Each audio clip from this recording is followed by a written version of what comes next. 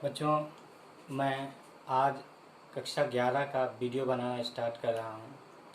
कक्षा 11 का द्वितीय प्रश्न पत्र। फिलहाल पेपर तो एक ही आते हैं, लेकिन बुक्स को दो पार्ट में बांटा गया है। तो दूसरा पार्ट हम पढ़ा रहे हैं, जिसका पहला चैप्टर है प्रत्यास्थता। आपने वस्तु के बहुत सारे गुण पढ़े होंगे, ये भी एक प्रकार का गुण है। क्या होता है प्रत्यास्थता? ध्यान दीजिएगा।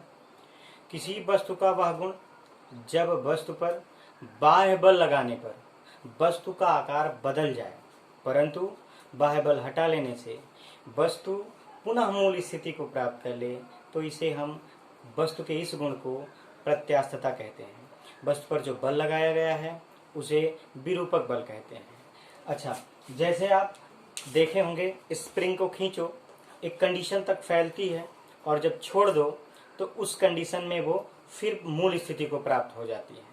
इसी तरह से गुब्बारा है, उसमें हवा डालिए, बहुत सारे ऐसे हैं। अच्छा, दूसरा बिंदु है, एक तो हमने आपको बता दिया प्रत्यास्थता, और दूसरा है प्रत्यास्थता की सीमा।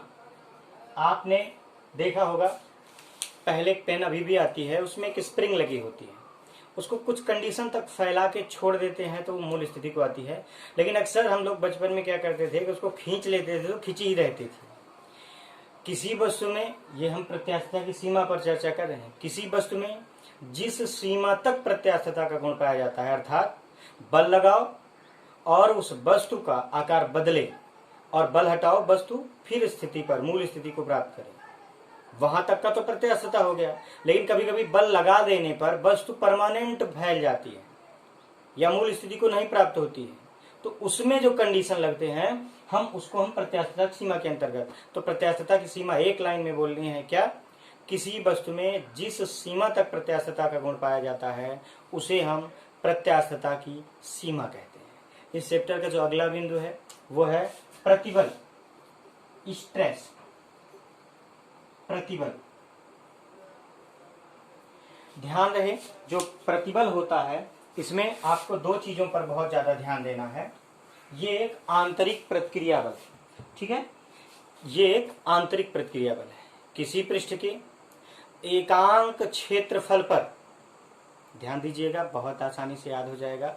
किसी पृष्ठ के एकांक क्षेत्रफल पर कार्य करने वाला आंतरिक प्रतिक्रिया बल को प्रतिबल कहते हैं। प्रतिबल बराबर होता है,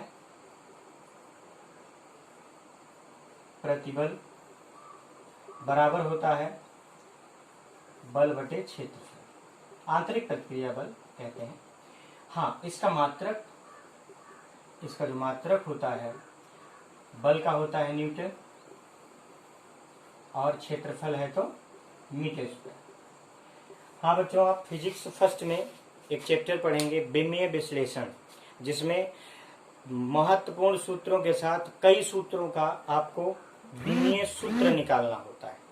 खैर, अभी आप इसके बारे में नहीं जान पाए हैं, मैं अगले वीडियो में कैसे विमीय सूत्र निकाला जाता है इसको बता दूंगा। यहाँ इसका मैं निकाल दे रहा हूँ, लेकिन अगले में आपको बताएंगे।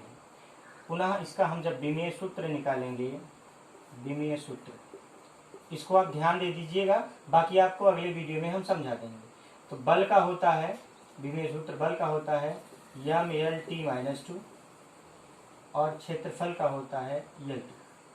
इसको सीधा करेंगे हम तो m(L-1)T-2। इसको अभी आप केवल ध्यान दो, बस जब हम बता देंगे तो ये सब आपके लिए भी निकालना बहुत आसान होगा।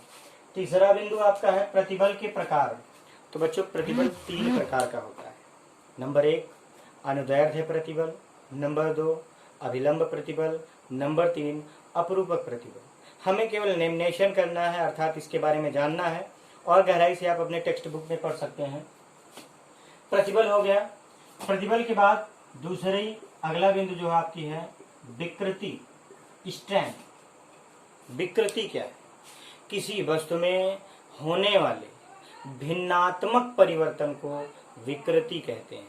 विकृति एक विमाहीन राशि है, एक मात्रकहीन राशि है, और विकृति भी 3 प्रकार की होती है। ध्यान दीजिएगा, आपका प्रतिबल भी 3 प्रकार का होता है और विकृति भी 3 प्रकार की होती है। ध्यान दीजिएगा, हमने बताया था प्रतिबल 3 प्रकार, नंबर 1 अनुदैर्ध्य प्रतिबल, नंबर 2 अभिलंब प्रतिबल, नंबर 3 अपरूपक प्रतिबल। उसी प्रकार विकृति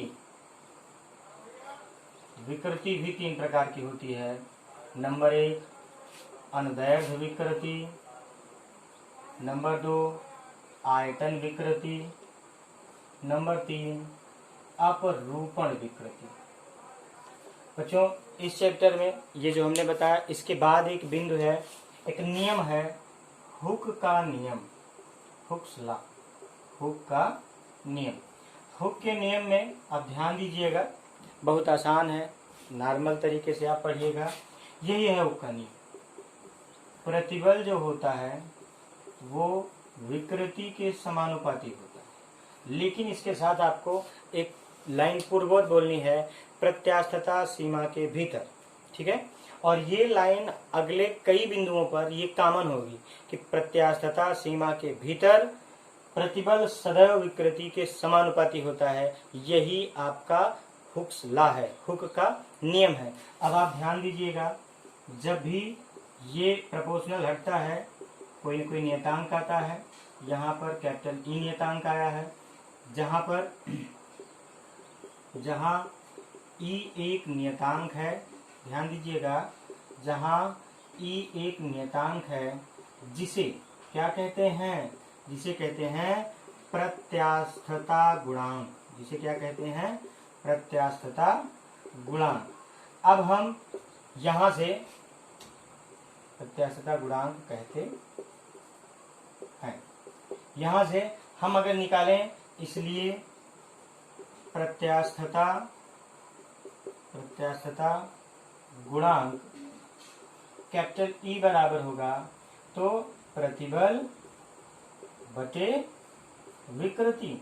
आप इसकी भी परिभाषा आसान भाषा में बोल सकते हैं कि प्रतिबल और विकृति के अनुपात को प्रत्यास्थता गुणांक कहते हैं। लेकिन वो एक लाइन आपकी यहाँ भी चलेगी, कौन सी, प्रत्यास्थता सीमा के भीतर प्रतिबल और विकृति के अनुपात को प्रत्यास्थता गुणांक कहते हैं। बच्चों प्रत्यास्थता गुणांक भी 3 प्रकार का होता है, यंग प्रत्यास्थता गुणांक, आयतनात्मक प्रत्यास्थता गुणांक और दृढ़ता गुणांक। आपको हम अगले वीडियो में इसके बारे में बताएंगे। ये शुरुआत है, जिन बिंदुओं को आप नहीं समझ पाए हैं आप मेरे पर्सनल नंबर पर कांटेक्ट करिएगा। बहुत बहुत धन्यवाद।